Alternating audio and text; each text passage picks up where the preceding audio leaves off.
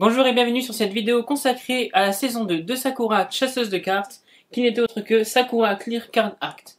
Allez, c'est parti, on y va. We got demons, demons stuck inside our blood. Yeah, we got drugs inside our heart. Yeah, we eat them to be free. Avant de commencer cette vidéo, si vous n'avez pas lu la saison 1 de Sakura, ou si vous ne connaissez pas l'univers de Card Captor Sakura, je vous renvoie sur ma première vidéo consacrée à la saison 1.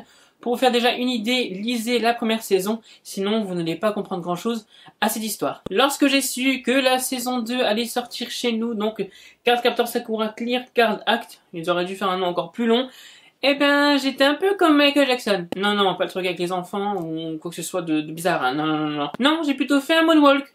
Enfin, imaginez une vieille personne essayant de se déplacer pour aller aux toilettes en ayant mal à la hanche. Et là, ça vous donnerait une idée de mon moonwalk. Ça fait peur. Tout ça pour vous dire que j'étais très emballé parce que pour moi, Card Captor Sakura, c'est quand même un univers qui me parle. C'est un univers que je connais depuis déjà très longtemps, puisque la demoiselle a déjà 20 ans. Bon. J'aimerais bien vieillir comme elle, hein. De quoi nous parle brièvement Card Captor Sakura?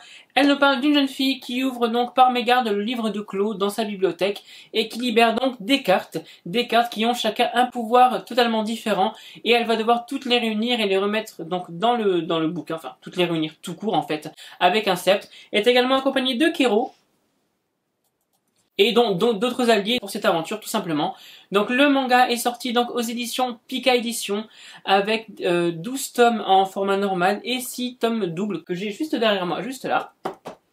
Ils sont encore trouvables, non commercialisés, mais ils sont encore trouvables. Il me semble qu'ils ne sont pas commercialisés, mais je suis sûr que vous allez pouvoir les trouver. Pour cette saison 2, on ne sait pas encore combien de mangas il y aura donc pour cette saison. On sait juste qu'il y a déjà 3 volumes en cours au Japon et qu'il est encore en cours. Voilà. Dans la saison 2, donc, on suit Sakura qui est maintenant en 5e. Oui, elle a mis 20 ans pour faire 3 classes. Ah bah attends, on va rester en plus jolie et jeune et puis être intelligente, hein. Non, bon, bah, c'est soit t'es jolie et que tu passes au bout de 20 ans, soit ben t'es pas jolie et puis tu passes comme tous les autres.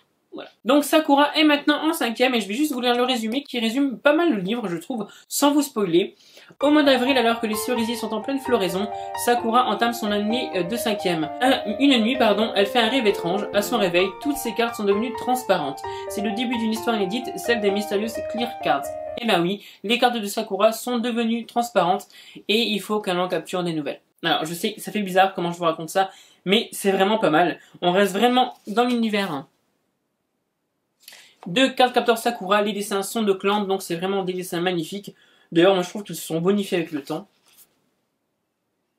C'est avec plaisir qu'on retrouve les personnages de Sakura, Shaolan, Tomoyo, Yukito, Toya, enfin voilà, tous ces personnages qu'on avait vus dans la saison 1. C'est vraiment fidèle à cette saison 1 et ça c'est vraiment top. Alors j'attends vraiment de voir la suite pour voir si ça continue sur son excellente lancée. En tout cas, moi bien évidemment, je vous le recommande pour tous ceux qui sont fans de Card Captor Sakura. Pour tous ceux qui n'ont pas encore lu Sakura, jetez-vous sur la saison 1 parce que ça vaut vraiment le coup.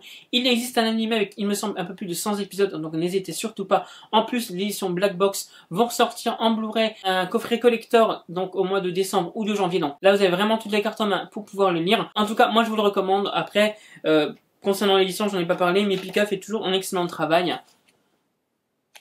Je n'ai jamais rien contre Pika, je veux dire, il n'y a pas de coquilles, c'est très bien fait, c'est très bien imprimé, il n'y a pas d'encre sur vos doigts. Donc n'hésitez surtout pas à commencer Card Captor Sakura, donc la saison 2 Clear Card Arc. N'hésitez pas également de me mettre en commentaire donc vos avis concernant la série, la saison 1, la saison 2, si ça vous tente, si ça ne vous tente pas, pour quelles raisons.